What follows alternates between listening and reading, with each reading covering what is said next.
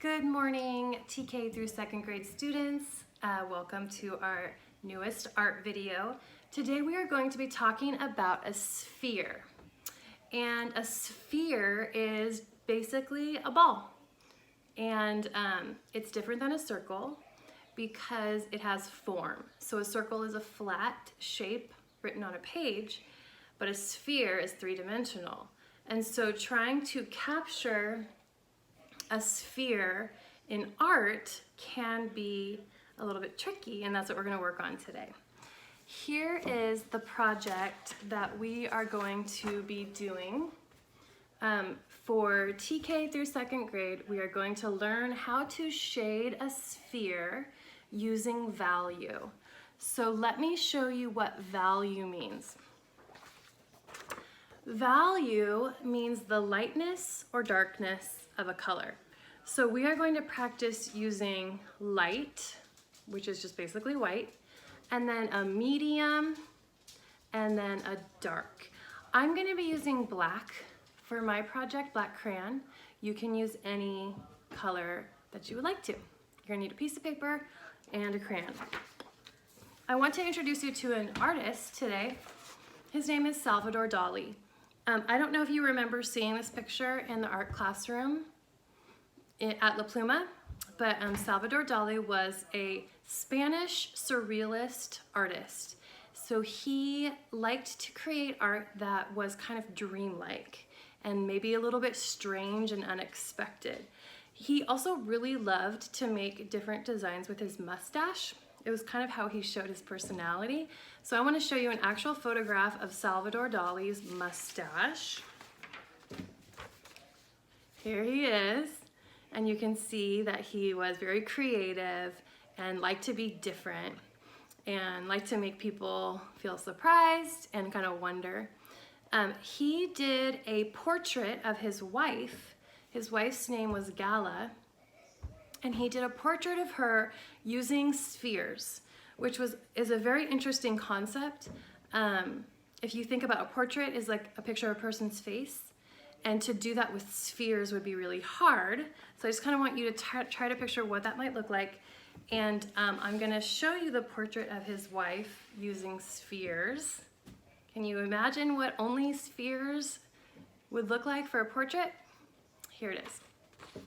So this is the portrait that he painted of his wife, Gala, and I think it's just so creative and so interesting how he was able to kind of layer these spheres coming out to create kind of the idea of his wife's face. And I just think it's so unusual, and you can see all the detail in each little one of these spheres that he painted. He just did such a great job. Okay. So we are going to get started on our project now of learning how to draw a sphere. All right, let's get started, TK through second grade. We are going to start by drawing a value scale. And value scale just helps you practice shading from dark to light. And here our light is just gonna be white, and then we're gonna do kind of a medium shading, and then we're gonna do our darkest shading. So what I'd like you to draw is two lines going down, two vertical lines, and then two lines going across like a tic-tac-toe board. Our dark is gonna be up here at the top, and our light is gonna be down here, which is just gonna stay white, so we don't need to do anything to this square. So for starting with our dark, I'm gonna really press with my crayon. I'm gonna put a lot of pressure on it. I'm gonna use cross hatching, which means going both directions, side to side and up and down. And I don't have to shade it in perfectly, but I'm just trying to get the idea of a darker shade of black where I'm really pressing down. Okay, and in this square in the middle is going to be my medium shade. So I just wrote MED for medium. On this one, I'm not gonna press down as hard. I'm kind of using a lighter touch, and I'm still gonna use the cross hatching, which is layering. but I want to see more of a grayish color, a real light black. Okay, and I'm happy with that. So you can see how we go dark, and then we lighten it up a little bit to gray, and then we lighten it up even more to white. So those are our values that we're gonna be using to draw our sphere. So let's get started on our sphere. Keep that value scale handy to remind you of how to shade.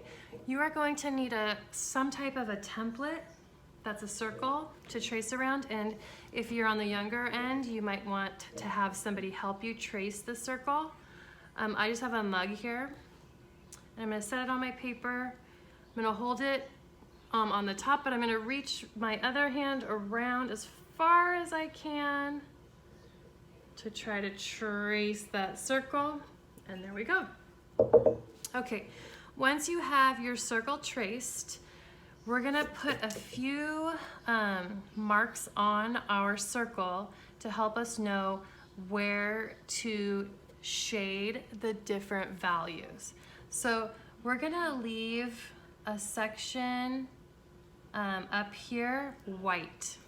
So the light is hitting our sphere coming from this top corner, and the light's gonna hit right there on the sphere, and so that's gonna be the white part of the sphere. And then always the opposite side from the light is the shadow. So we are going to have a shadow that's kind of like a moon, a crescent moon. So I would like you to draw a curved line there, and then this will be kind of like our crescent moon in here. So we're going to have white, which we'll just leave that white, and then in here we're gonna have some medium gray, and then here will be our darkest black. Okay, let's start with dark, because that's always fun to just really press down, use some pressure on your crayon,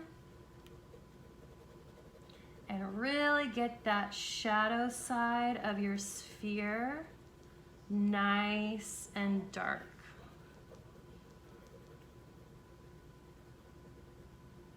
All right, that looks good. You can do some cross hatching if you want to, go the other direction right over the top, just to kind of fill it in, give it another layer.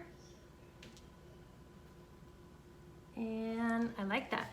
Okay, now this part's a little bit of a challenge. We are going to fill in the rest of the sphere, but not this white oval, with a medium gray. So I'm using a light touch and just covering this whole area, trying not to get impatient because I don't want to go too fast because then I might press too hard. So I'm just trying to be careful. Oops, I pressed a little too hard there, but that's okay. I'm just trying to use a light touch the whole time.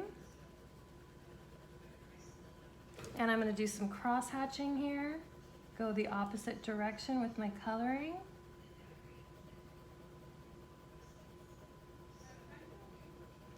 I'm liking the way this is looking. It's looking great. I'm going to go right up to this white oval.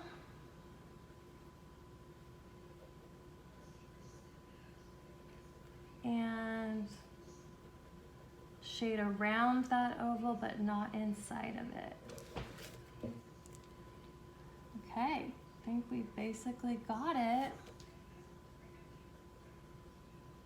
Okay, so we have shaded in our sphere using white, which was just leaving it the paper color, a middle gray, and then a dark shadow. This is pretty,